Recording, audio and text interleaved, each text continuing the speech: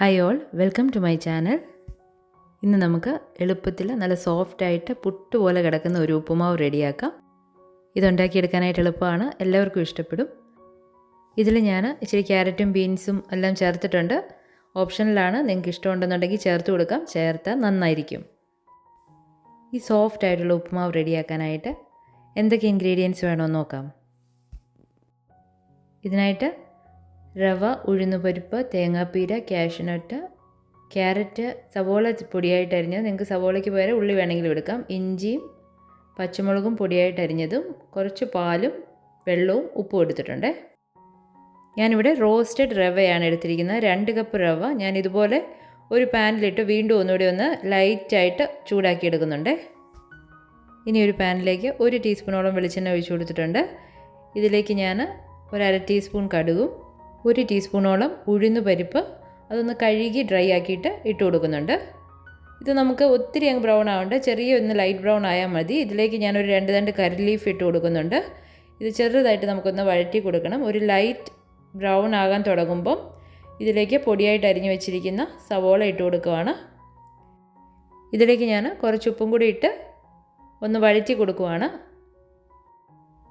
ഈ സവോള ചെറുതായിട്ടൊന്ന് ഒന്ന് ട്രാൻസ്പെറൻ്റ് ആയി വരുമ്പം ഞാനിതിലേക്ക് 1 ടീസ്പൂണോളം ഇഞ്ചി പൊടിയായിട്ട് അരിഞ്ഞതും 3 പച്ചമുളകും കൂടെ ചെറുതായിട്ട് അരിഞ്ഞ് ഇട്ട് കൊടുക്കുന്നുണ്ട്. പച്ചമുളക് നിങ്ങൾക്ക് എരിവിന് കുറച്ചും കൂടി ആവശ്യമുണ്ടെന്നുണ്ടെങ്കിൽ ഇടാം.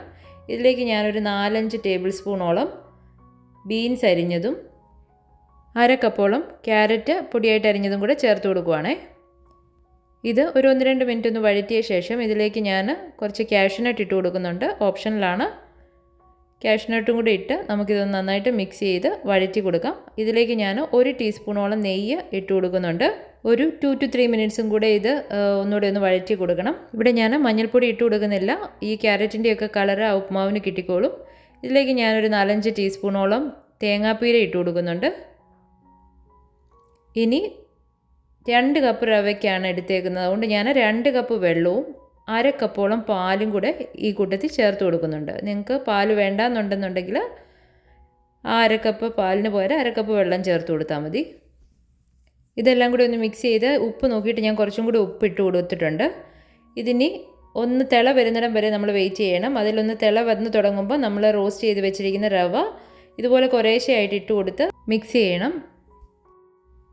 ഇപ്പം നമ്മൾ ഉണ്ടാക്കുന്നത് തരിതരിയായി കിടക്കുന്ന ഉപ്പുമാവാണ്. നിങ്ങൾക്ക് കുറച്ചുകൂടെ കുഴഞ്ഞ ടൈപ്പാണ് വേണ്ടതെന്നുള്ളെങ്കിൽ കുറച്ചുകൂടെ വെള്ളം ആഡ് ചെയ്യേണ്ടതാണ്. ഇങ്ങനെ ചെയ്യുമ്പോൾ നമുക്ക് അധികം കട്ടയൊന്നും പിടിക്കാതെ തന്നെ ഉപ്പുമാവ് റെഡിയാക്കി എടുക്കാനായിട്ട് പറ്റും. ഇത് നല്ലപോലെ ഒന്ന് മിക്സ് ചെയ്ത് കൊടുത്ത ശേഷം തീ ഒന്ന് ലോ ഫ്ലെയിമിലാക്കിയിട്ട് ഒരു 10 മിനിറ്റ് ഇത് കവർ ചെയ്ത് വെച്ച് കുക്ക് ചെയ്യണം. 10 മിനിറ്റ് കഴിഞ്ഞ് ഇതൊന്നുകൂടി ഒന്ന് നന്നായിട്ട് മിക്സ് ചെയ്ത് കൊടുക്കാം. നല്ല അടിപൊളിയായിട്ട് നമ്മുടെ ഉപ്പുമാവ് റെഡി ആയിട്ടുണ്ട്. ഇത് കാണുമ്പോൾ തരാന്നിരുന്നാലും നല്ല സോഫ്റ്റാണ് കഴിക്കാനായിട്ട്. ഈസി ആയിട്ട് നമ്മൾ സോഫ്റ്റായിട്ടുള്ളൊരു ഉപ്പുമാവ് റെഡിയാക്കി എടുത്തിട്ടുണ്ട്. ഇത് ഞാൻ പഴത്തിൻ്റെ കൂടെയാണ് സെർവ് ചെയ്തേക്കുന്നത്. നിങ്ങൾക്കിത് ചമ്മന്തിയുടെ കൂടെയോ കടലക്കറിയുടെ കൂടെയോ ഒക്കെ കഴിക്കാവുന്നതാണ്. വീഡിയോ ഇഷ്ടപ്പെട്ടെങ്കിൽ ലൈക്കും ഷെയറും സബ്സ്ക്രൈബും ചെയ്യണേ. Thank you for watching.